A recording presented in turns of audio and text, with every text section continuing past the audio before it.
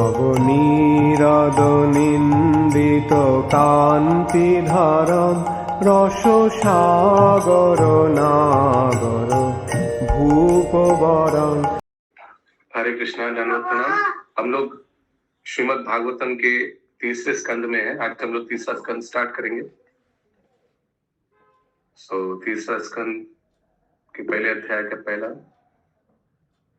श्लोक, श्रीमद् भागवतम 3.1.1। श्री शुक उवाच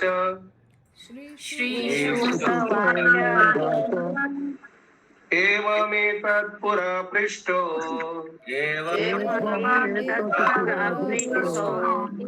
मैत्रेयो भगवान् किल शत्रवानं प्रविष्टेन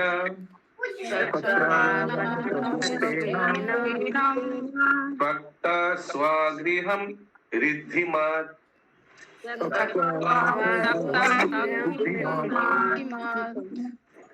यस, पंकज नेत्र ब्रजेश को। हरे कृष्ण प्रभु जी। हाँ जी प्रभु जी, आमुख नहीं पढ़ेंगे क्या इसका? हो गया कल सैटरडे को हुआ प्रभु जी। परसों हो गया। श्री सुखदेव गोस्वामी ने कहा, अपना समृद्ध घर त्याग कर जंगल में प्रवेश करके महान भक्त राजा विदुर ने अनुग्रहकारी मैत्रेय ऋषि से यह प्रश्न पूछा। After renouncing his prosperous home and entering the forest, King Vidur, the great devotee, asked this question of his grace Maitreya Rishi. तो विदुर ने घर छोड़ा, तो सुखदेव गोस्वामी ये क्यों बोल रहे हैं? उसके लिए हम लोग को पिछले स्कंद के अंतिम प्रश्न परीक्षित महाराज का वो उसका कोई अनुवाद खुल के पढ़िए। शशि माता जी, परीक्षित महाराज का क्या प्रश्न था, क्या जानने का उनको इच्छा हुआ था? परीक्षित महाराज विदुर कैसे घर त्याग कर दिए थे? अनुवाद पढ़ना होगा पिछले बुक से प्रभु जी। वो श्लोक का अनुवाद पढ़िए, क्या प्रश्न था बस। हरे कृष्ण प्रभु। हरि बोल। यस, पढ़िए आशीष प्रभु। मैं पढ़ूं प्रभु जी? हाँ, कोई पढ़िए। कि शौनक मुनि ने कहा, आप हमें बताएं कि विदुर तथा मैत्रेय के बीच अध्यात्म पर कौन सी चर्चा हुई? विदुर ने क्या पूछा और मैत्रेय ने क्या उत्तर दिया था? कृपया करके हमें यह भी बताएं कि विदुर ने अपने कुटुंबियों को क्यों छोड़ा था और वे पुनः घर क्यों लौट आए? तीर्थ स्थानों की यात्रा के समय उन्होंने जो कार्य किए उन्हें भी बतलाएं। सुनाई नहीं दिया, so much noise। गायत्री माता जी थोड़ा म्यूट कीजिए। फिर से पढ़िए। शौनक मुनि ने कहा, आप हमें बताएं कि विदुर तथा मैत्रेय के बीच अध्यात्म पर कौन सी चर्चा हुई? विदुर ने क्या पूछा और मैत्रेय ने क्या उत्तर दिया था?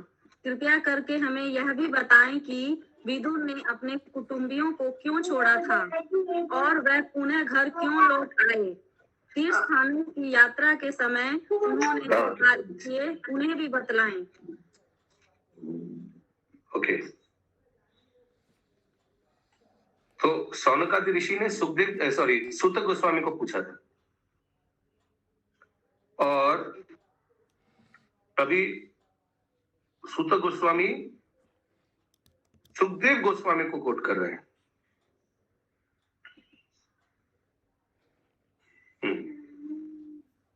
फिर से एक बार अनुवाद पढ़िए पंकज प्रभु, 1 नंबर श्लोक का। श्री सुखदेव गोस्वामी ने कहा, अपना समृद्ध घर त्याग कर जंगल में प्रवेश करके महान भक्त राजा विदुर ने अनुग्रहकारी मैत्रेय ऋषि से यह प्रश्न पूछा। ओके, आशीष प्रभु का हैंड रेज है। Yes, Ashish Prabhu. Prabhuji, why Vidur has been mentioned as king over here? He wasn't a king. But he was in one sense equivalent to a king. दासी पुत्र है, लेकिन है तो राजा का ही पुत्र। उस हिसाब से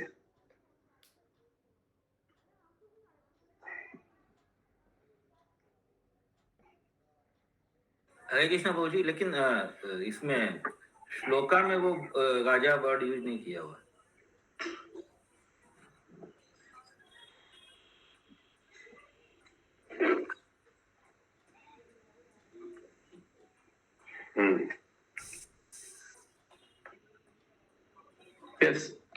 Yes, continue.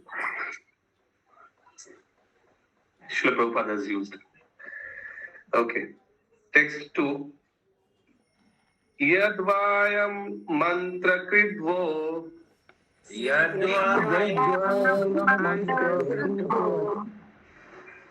Bhagavan Akhileshwara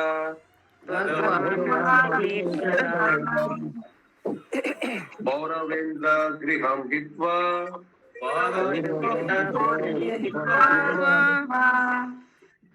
Pravive Shatmasakritam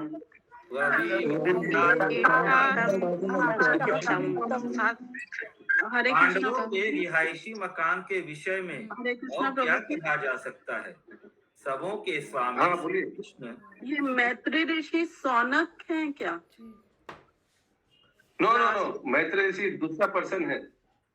Vidur उनसे मिलता है जंगलों में after being chased out by Duryodhana from the kingdom. Okay okay प्रभु जी। He leaves the house, leaves the kingdom, and Okay. meets Maitreya Rishi. Yes, His अनुवाद name फिर is से। not given. Name is not हाँ, given. Sorry, नाम नहीं दिया ना इसमें अभी। किसका नाम नहीं दिया? पूरा बोलिए। मैत्री ऋषि का नाम। मैत्रेय ये ऋषि नाम मैत्रेय ऋषि है, ओके फिर भारद्वाज ऋषि, मैत्रेय ऋषि, ऐसे तो हम लोग पुकारते हैं इन लोगों को। नामी मैत्रेय। पांडवों के रिहायशी मकान के विषय में और क्या कहा जा सकता है?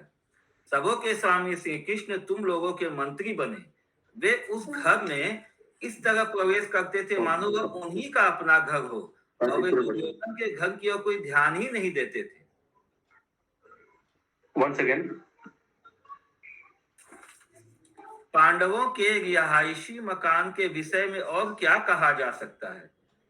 सबों के स्वामी श्री कृष्ण तुम लोगों के मंत्री बने। वे उस घर में इस तरह प्रवेश करते थे मानो वह उन्हीं का अपना घर हो और वे दुर्योधन के घर की ओर कोई ध्यान ही नहीं देते थे।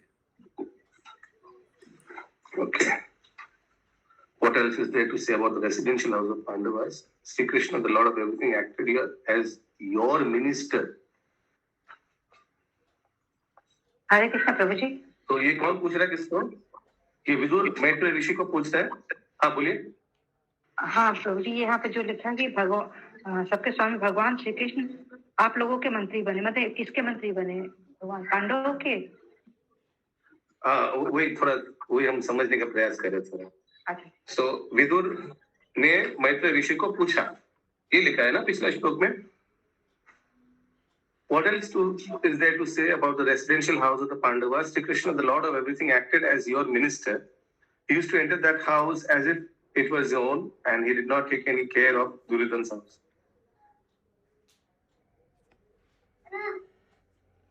प्रभु कृष्ण के लिए ही बोला जा रहा है। लेकिन इस श्लोका से तो लग रहा है सुखदेव गोस्वामी जी परीक्षित जी। को बोल रहे हैं। सुखदेव गोस्वामी परीक्षित महाराज।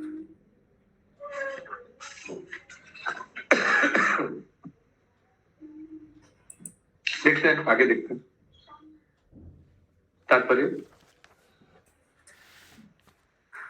गौड़ी अचिंत्य भेदाभेद तत्व दर्शन के अनुसार जो भी वस्तु भगवान श्री कृष्ण की इंद्रियों को तुष्ट करती हो वह भी श्री कृष्ण है। उदाहरणार्थ श्री वृंदावन धाम श्री कृष्ण से अभिन्न है, तद धाम वृंदावनम, क्योंकि भगवान वृंदावन में अपनी अतरंगा शक्ति का दिव्य आनंद भोगते हैं। इसी तरह पांडवों का घर भी भगवान के लिए दिव्य आनंद का स्रोत था। यहाँ इसका उल्लेख हुआ है कि भगवान ने इस घर को अपने ही घर की तरह समझा, अतएव पांडवों का घर वृंदावन के समान था और विदुर को उस दिव्य आनंद वाले स्थान का परित्याग नहीं करना चाहिए था। अतः उनके द्वारा घर छोड़ने का कारण वास्तव में पारिवारिक अनबन नहीं थी। प्रत्युतः विदुर ने इस अवसर का लाभ ऋषि मैत्रेय से मिलने और दिव्य ज्ञान की चर्चा करने के लिए उठाया। विदुर जैसे साधु पुरुष के लिए सांसारिक मामलों को लेकर उठने वाला कोई विघ्न महत्वहीन था, किंतु कभी कभी ऐसे विघ्न उच्चतर अनुभूति के लिए अनुकूल होते हैं। अतः विदुर ने पारिवारिक अनबन का लाभ मैत्रेय ऋषि से भेंट करने में उठाया।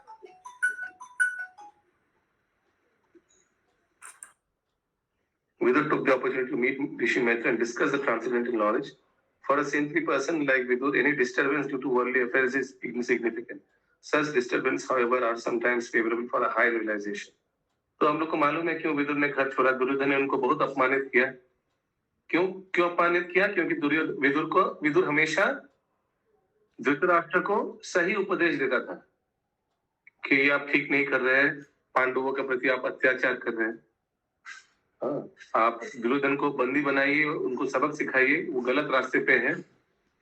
उसके लिए सब एवरीबडी ऑफ अस, हम लोग सब उसके लिए भोगेंगे, we'll all suffer the sins।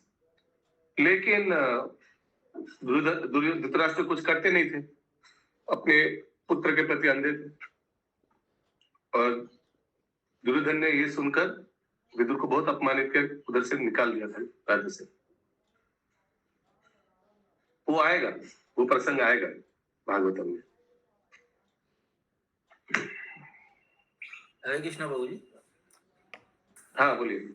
यहाँ लेकिन इसमें तो बोले कि विदुर ने उस कारण से नहीं छोड़ा था, एक तरह से मतलब उसके लिए उसे अवसर का लाभ उठाया। हाँ लिखा है इधर। आई मीन एक साधु पुरुष के लिए ये सब, माने इट इज नॉट उस कारण से ही घर छोड़ा, लेकिन इट इज नॉट ये पूछ रहा है माने इमीडिएट क्या लिखा है बना दिया। ये चीज को आलोचना करने लायक नहीं है, यहाँ वो लिखा है। अच्छा। For a saintly person like Vidur, any disturbance due to worldly affairs is insignificant.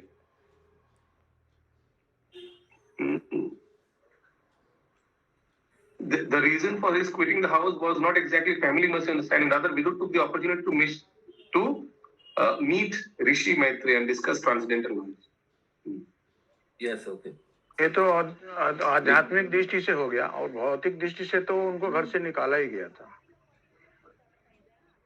Absolutely. राजोवाच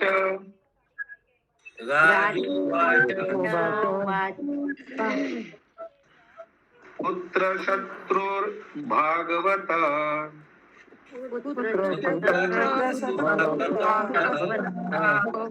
मैत्रेयनास Sangma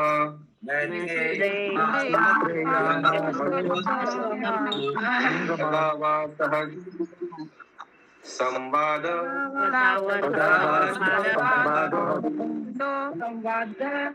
एतत् वर्णयना प्रभु। राजा ने सुखदेव गोस्वामी से पूछा, संत विदुर तथा अनुग्रहकारी मैत्रेय मुनि के बीच कहाँ और कब यह भेंट हुई तथा विचार विमर्श हुआ? हे प्रभु, कृपा करके यह कहकर मुझे कृतकृत्य करें। हाँ, तो इससे पता चलता है परीक्षित महाराज ने सुखदेव गोस्वामी को पूछा। गायत्री माता जी म्यूट कीजिए फिर से एक बार, पंकज प्रभु। राजा ने सुखदेव गोस्वामी से पूछा, संत विदुर तथा अनुग्रहकारी मैत्रेय मुनि के बीच कहाँ और कब यह भेंट हुई तथा विचार विमर्श हुआ? हे प्रभु, कृपा करके यह कहकर मुझे कृतकृत्य करें। तात्पर्य, जिस तरह शौनक ऋषि ने सूत गोस्वामी से पूछा था और सूत गोस्वामी ने उत्तर दिया, ठीक उसी तरह श्रील सुखदेव गोस्वामी ने राजा परीक्षित की जिज्ञासाओं का उत्तर दिया। राजा इन दो महात्माओं के बीच। यस। हाँ जी प्रभु जी, इसमें जो अनुवाद में जो लिखा हुआ है कि संत विदुर तथा अनुग्रहकारी श्री मैत्रेय मुनि के बीच कहा, तो अनुग्रहकारी श्री मैत्रेय मुनि क्यों कहा जा रहा है इनको? ये हिज ग्रेस इंग्लिश में लिखा है, जैसे हम लोग कोई बहुत ऊंचे वैष्णव को हम लोग हिज होलीनेस हिज ग्रेस बोलते हैं, उस हिसाब से। अच्छा ठीक है प्रभु जी। अच्छा प्रश्न किया आपने, थैंक यू। यस, आगे। राजा इन दो महात्माओं के बीच संपन्न सार्थक विचार विमर्श के विषय में जानने के लिए अत्यंत उत्सुक था। ना ही अल्पार्थो दयस्तस्य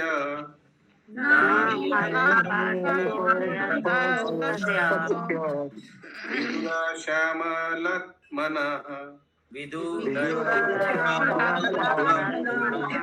तस्मिन् वरीयसी प्रश्न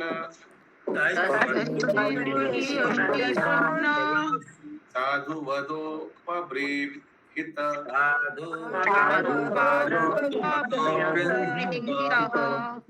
संत विदुर भगवान के महान एवं शुद्ध भक्त थे, अतएव कृपालु ऋषि मैत्रेय से पूछे गए उनके प्रश्न अत्यंत सार्थक, उच्च स्तरीय तथा विद्वान मंडली द्वारा अनुमोदित रहे होंगे। तात्पर्य, विभिन्न श्रेणी के व्यक्तियों के बीच हड़बड़ी मत कीजिएगा, आप समझ लिया, प्रश्न वश्न बनाए होंगे, but we all need to understand. Okay.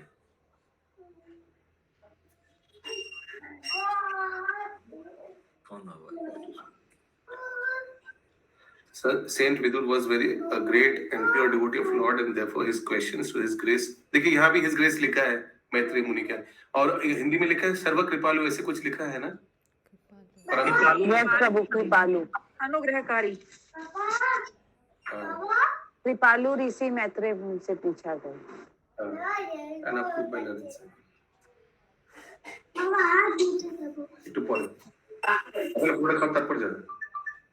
Yes, next.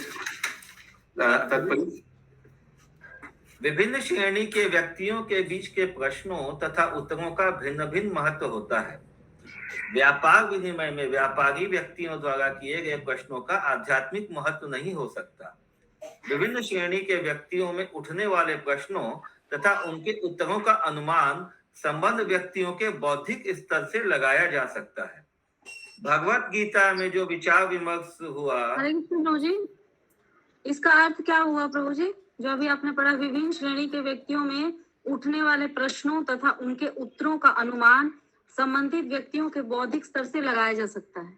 मतलब इसका मतलब ये है कि जो जिस स्तर में है, यदि व्यापारी है तो वो यदि बातचीत करेंगे तो व्यापारी का ही बात करेंगे, लेकिन जो बुद्धि बौद्धिक स्तर में ऊंचे हैं, ज्ञानी है, आध्यात्म के ज्ञान में है, वो आध्यात्मिक स्तर का बात करेंगे। कोई प्रोफेसर है ज्योग्राफी का तो भूगोल के विषय में बात करेगा, तो अपने अपने स्तर के अनुसार लोग बात करेंगे, यही बता। ओके प्रभु। भगवत गीता में जो विचार विमर्श हुआ वह श्री कृष्ण तथा अर्जुन के बीच हुआ, जो क्रमशः परम पुरुष तथा परम भक्त थे। भगवान ने अर्जुन को अपना भक्त तथा मित्र स्वीकार किया, भगवत गीता 4.3। अतएव कोई भी विवेकवान व्यक्ति अनुमान लगा सकता है कि यह विचार विमर्श भक्ति योग्य सिद्धांत पर आधारित था। वास्तव में संपूर्ण भगवत गीता भक्ति योग के सिद्धांत पर ही आधारित है। कर्म तथा कर्म योग में अंतर है। कर्म तो कर्ता द्वारा फल के भोग हेतु निर्मित कार्य है, किंतु कर्म योग भगवान की तुष्टि हेतु भक्त द्वारा संपन्न किया गया कार्य है। कर्म योग भक्ति पर अर्थात भगवान को प्रसन्न करने पर आश्रित है, जबकि कर्म स्वयं कर्ता को इंद्रियों को प्रसन्न करने पर आधारित है। हो गई क्या? पता नहीं। किसी का कोई प्रश्न है?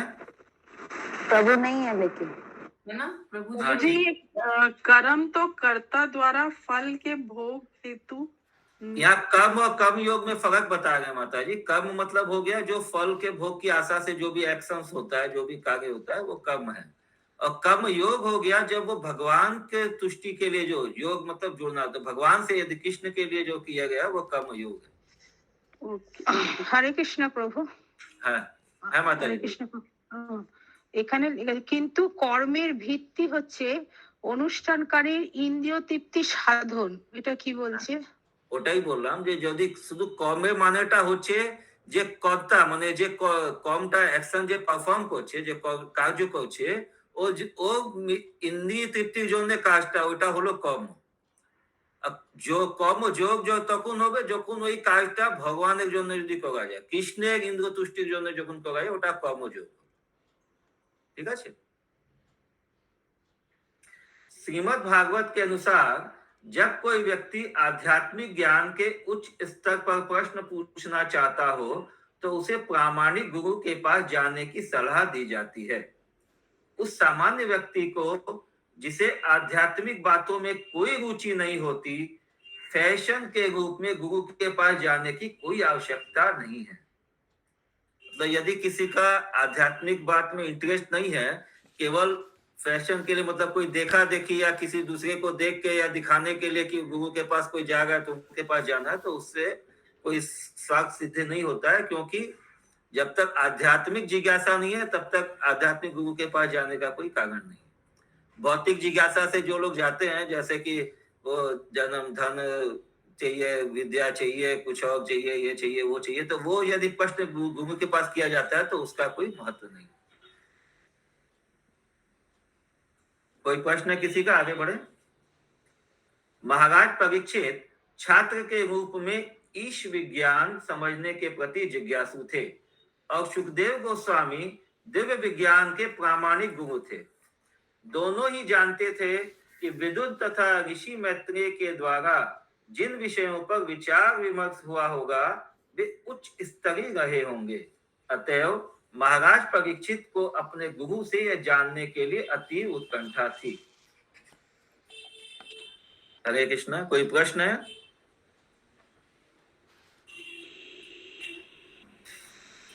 सूत उवाच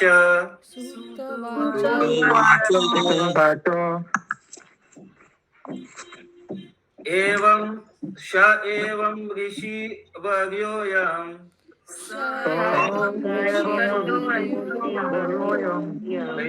राज्ञा परीक्षिता प्रत्याहं तं सुबहु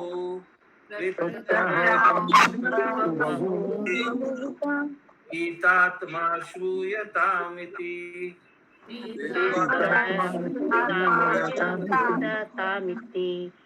श्री सूत गोस्वामी ने कहा, महर्षि सुखदेव गोस्वामी अत्यंत अनुभवी थे और राजा से प्रसन्न थे। अतः राजा द्वारा प्रश्न किए जाने पर उन्होंने उससे कहा, कृपया इस विषय को ध्यान पूर्वक सुने। तभी यह संवाद वापस बीच में ये होगा सूत गोस्वामी और सौनक आदि ऋषि के बीच में। फिर से श्री सुखदेव जी को कोट कर रहे हैं नेक्स्ट श्लोक में। श्री शुक उवाच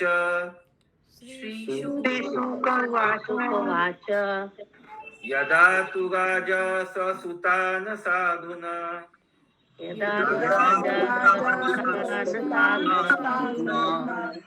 कृष्णन् न धर्मेण विनष्ट दृष्टि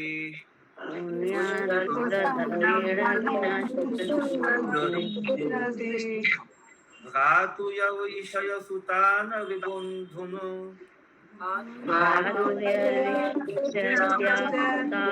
प्रवेश्य लाक्षा भवने ददाह।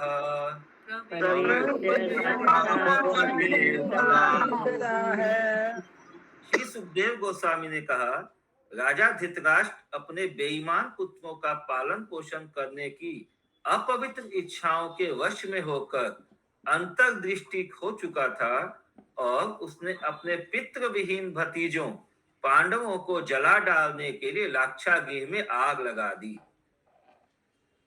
तो इससे कोई ये बोल सकता है कि धृतराष्ट्र ने आग लगाई नहीं, लेकिन आदेश दिया था। उन्होंने सहमति दी थी, उसमें सम्मिलित थे ना। हाँ, वो योजना में सम्मिलित थे, मतलब सहमति दी थी, तो इसीलिए उन्हीं के ऊपर रिस्पॉन्सिबिलिटी है। हरे कृष्णा प्रभु जी, यहाँ पे लिखा पितृ विहीन भतीजों। पांडु नहीं थे तो उनके पिता नहीं थे ना, पांडु तो नहीं थे, पांडवों के पिता नहीं थे ना, इसीलिए पितृ विहीन बोला गया प्रभु जी। हाँ जी, पितृ विहीन है, पुत्र विहीन नहीं बोला गया, पितृ विहीन। पितृ मतलब पिता विहीन। तात्पर्य, धृतराष्ट्र जन्मांध था किंतु अपने बेईमान पुत्रों के समर्थन हेतु अपवित्र कार्य करने में उसका अंधापन दृष्टि के शारीरिक दोष से कहीं बड़ा था। दृष्टि की शारीरिक कमी से किसी की आध्यात्मिक प्रगति नहीं रुकती। कोई एग्जाम्पल दे सकता है? दृष्टि की शारीरिक कमी से किसी की आध्यात्मिक प्रगति नहीं रुकती। विल्लुमंगल था। गुरदास प्रभु रामानुचार्य रामानुजाचार्य रामभद्राचार्य रामानुजाचार्य को क्या प्रॉब्लम था? हरे कृष्णा प्रभु जी, हम लोग हिज होलीनेस जय पताका स्वामी महाराज को देते थे, इतनी प्रॉब्लम उनको कितनी मतलब आध्यात्मिक प्रगति और ज्यादा बढ़ रही है उनकी। ये जो भौतिक कमियां है, जो शारीरिक कमियां, मतलब शरीर तो भौतिक है, इसलिए भक्ति के मार्ग में भौतिक कमी का कुछ प्रभाव नहीं पड़ता है। यदि कोई भक्त सही दृढ़ता से चाहे तो उसके बावजूद भी भक्ति कर सकता है।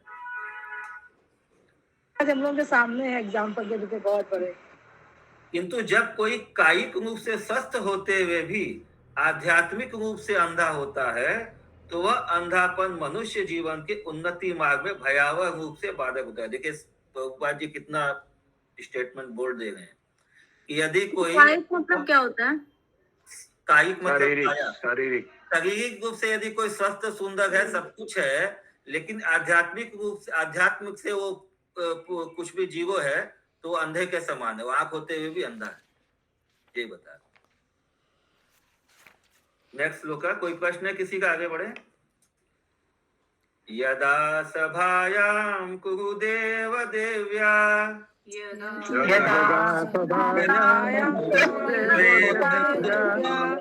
ईशाय विमर्शं सूत कर्म गह्यम्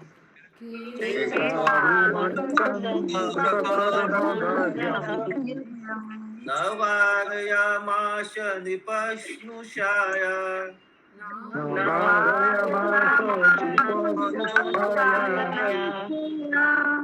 श्वावस्नेरहन्त्या कुच कुङ्कुमानि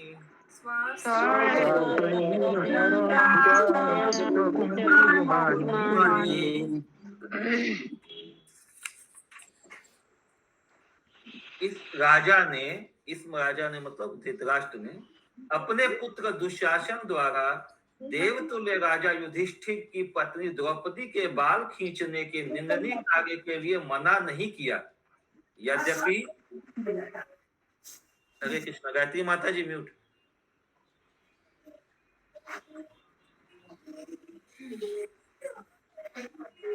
हरे कृष्ण, गायत्री माता जी म्यूट कर दीजिए।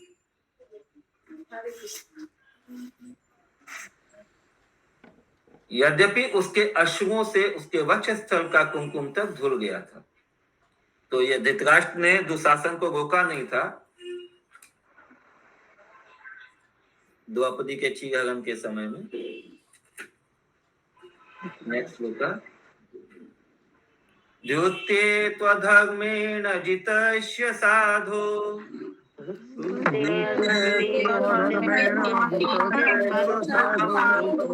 यावलम्बस्य वनं गतस्य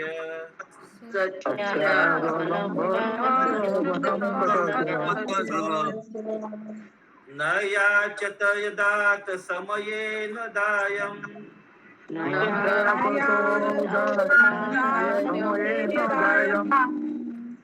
तमजुषान यत जात शत्रु।